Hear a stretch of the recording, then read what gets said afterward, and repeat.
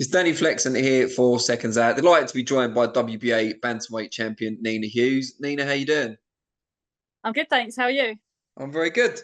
We're going to do a little review of 2023. I know you only fought once, but you are reigning world champion, and it was your first defense of the title.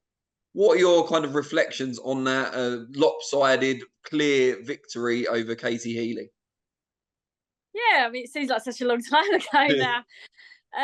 Yeah, it was my first defence, first fight for Matchroom at Wembley. So yeah, it was a big event, and yeah, it was a comfortable win. I won every round.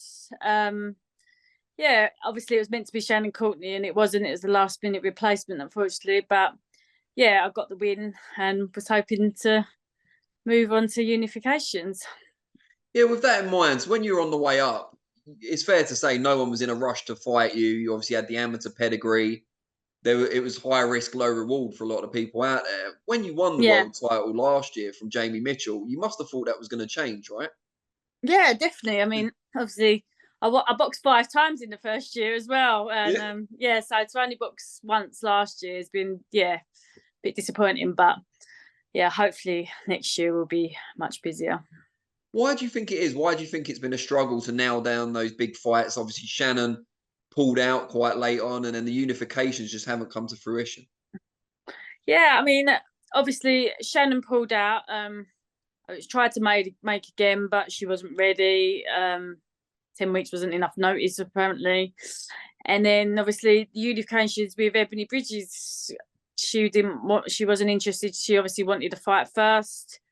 Took so long to have that fight, and yeah, now she's lost the belt. So my only hope is to get a fight with Yeshiva. Yeah, we saw you go out to Dina Thorsland's fight out there as well in Yeah. Denmark. It seemed to be maybe a possibility of something happening there. She's a unified champion, so that'd be 3 belts if you were to come out on top. What's going on? Is there anything there? Is that a possibility? Yeah, that's definitely a possibility. Like it's a fight obviously I want as well, and I know she wants it. It's just it's getting promoters to put it on. Um yeah, it's we're both up for it. Obviously in an ideal world, I wanted to win another belt first, and I wanted to go into that fight as undisputed because she's got 2 belts and the Ring magazine. So it'll be a much bigger and better fight for it makes sense. It made more sense to have 2 semi-finals. So the other she's already boxed and won 2 belts, so it makes sense for the other 2 belt to box each other, and then a final for undisputed. Well, it probably baffles Nina as much as it does everyone else that you and Ebony haven't managed to come to a deal because you're both based in the same country. You think same Yeah, promoter, you think it'd be easy. you'd think, wouldn't you? Yeah. But obviously, she never wanted the fight, so she never expressed any interest in even having a fight with me. Had she won her voluntary, she still never actually expressed any interest in like. She never once mentioned, "Oh, would she win her voluntary?" Then she wants to go into unification next with me. So, yeah, I don't think that fight was ever going to happen anyway. So then, when you see her lose to Mia Yoshida, is it a case of relief that now unification becomes more of a possibility, or is that disappointment that what could have been like a big fight, a marquee fight in the UK, now probably won't happen? Yeah. Well, obviously, if I thought the fight could have happened, obviously it would have been gutting. Like me and Ebony fighting each other is a massive fight in the UK and a much bigger fight. But yeah, if that fight could have happened, then brilliant. But yeah, as she never expressed any interest in it, and everyone was saying to me that fight's never going to happen. Hopefully, Yeshiva is more up for a unification. So let's hope so. And Yoshida went into that fight coming off a defeat. Easy to be smart in hindsight, obviously, but did you give her Yeah. much of a chance going in?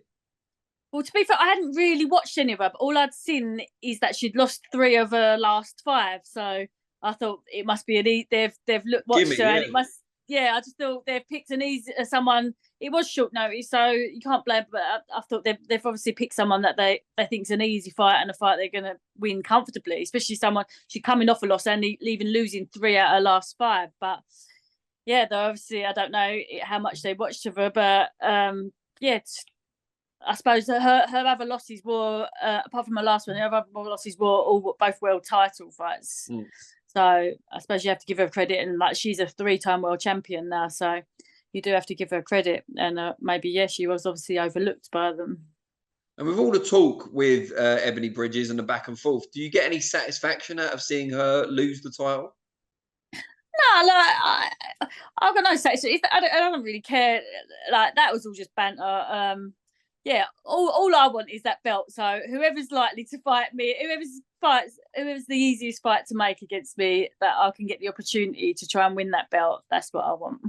And has there been any talk about when we will see you next out in the ring, either unifying or defending? Still waiting on Matchroom to give me a date. Hopefully soon. There was talks, but it didn't materialise. So still waiting. I'm not sure if they've planned their shows next year yet. So hopefully, I'll need to get back in the ring soon. When you see like Katie Taylor and Chantelle Cameron fought twice this year, two of the biggest women's fights of all time, undisputed in both, of course. Do you look at it with envy, or do you look at it with pride that the women's sport has grown so much? A bit of both. Yeah, I think it's great. It's great that fight was finally made. Obviously, Chantelle was chasing that fight for a long time, and it was a massive fight. Two undisputed fighters fighting each other, and that's what it's all about. I always said, like, win, lose or draw, I want to challenge myself against the best, and I think the best should want to fight each other. Why, if you've got another belt, would you not want to fight someone else for that opportunity to fight a belt? I'm not saying I'm going to definitely 100% beat everyone. Obviously, got to go in confident, but it's about trying to be the best. And I don't know why you don't like. It's great that Katie and Chantelle wanted to put it all on the line and do that. And what did you make of the two fights themselves? Enjoyable as a fan, as an observer? Yeah, they were both great fights, and obviously they're 1-1 now, so they've got to have a third, haven't they? It's a mark as well of how far women's boxing's come. And do you feel like pride in that you've played a part in that, both in the amateurs and now in the pros? You've been part of the resurgence, if you like. Yeah, definitely. I mean, I remember when I first started as an amateur, like how female boxing was then and how it's grown, and obviously professional boxing wasn't around when, well, it wasn't around, but it wasn't big like it is now. Years ago. So it's great to see the progression. In the amateurs, the females squads are only getting bigger and bigger. So it's obviously got a long way to go still, but it's on the right track. It's going in the right direction. What would be, in terms of boxing, your ideal 2024?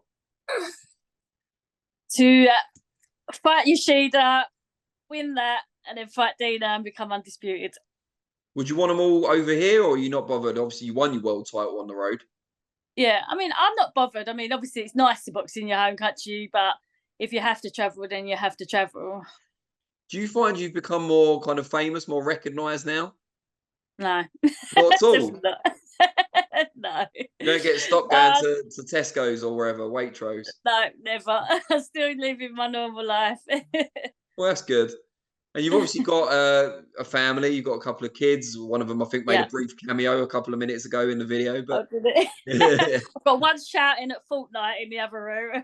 Oh, right, okay, yeah. I hear that can be quite frustrating. What's the Christmas plans? What's Christmas plans? Just a nice Christmas at home with all my family. Yeah. Looking for Santa Claus to visit. Do you do the cooking? A little bit of it. We all share a bit. Only a little bit. You get to put your feet up. It must be nice not being in camp or anything, though. Yeah, I suppose it is. There was always talks about boxing in February, so I've sort of like half stayed on track, and but I'll be able to enjoy Christmas dinner now. Like a few roast potatoes, yeah.